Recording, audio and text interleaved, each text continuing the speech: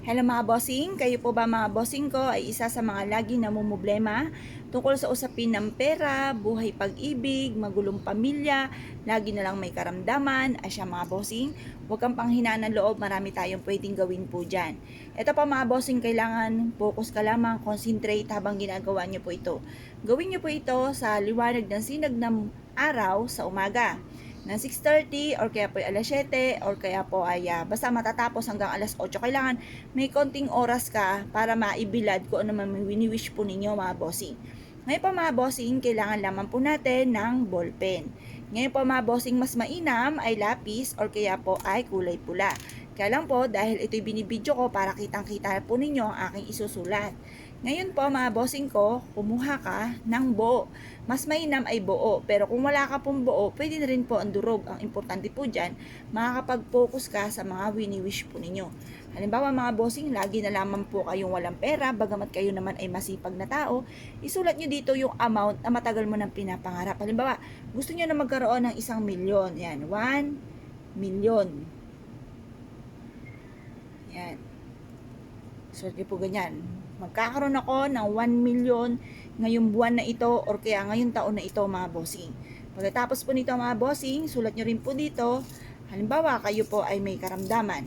Sulat nyo po dito, good health. Yan. Magkakaroon ako o kaya long life. Magkakaroon ako ng mahabang buhay. Gagaling na ako sa aking karamdaman. Yan, long life. Kami na aking buong pamilya ay magkakaroon ng mahabang buhay. Tapos, ano pa ba? Halimbawa, mahina yung negosyo ninyo, i-wish po dito na isulat nyo muna yung pangalan ng inyong negosyo. Halimbawa sa akin, Pampaswerte, Pagyo 7, Pampaswerte online shop. Pampaswerte online shop. Yan po yung aming negosyo. Tapos, spa. Tapos, pasalubong. Tapos, RTW, yun nga po yung damitan, bangko. Yan po ay magkakaroon ako ng malaking benta araw-araw. Ayan. Pagkatapos ito mga bossing yan, sama-sama na yung mga wishes po ninyo. Pagkatapos, kumuha po kayo mga bossing ko ng lighter. Susunugin po natin itong ito pong ating dahon ng laurel mga bossing. Pagkatapos, kung hindi nyo po susunugin mga bossing, pwede rin naman na ilagay nyo po siya, painitan nyo muna siya sa sinag ng araw hanggang alas 8. Tapos, ilagay nyo po siya sa ilalim ng inyong unan. Pwede rin naman po yan mga bossing. Marami kayong pwedeng gawin dito or kaya ibabad nyo po ito sa timbang tubig. Pagkatapos, lagyan ng konting asin, ipampaligo nyo po siya.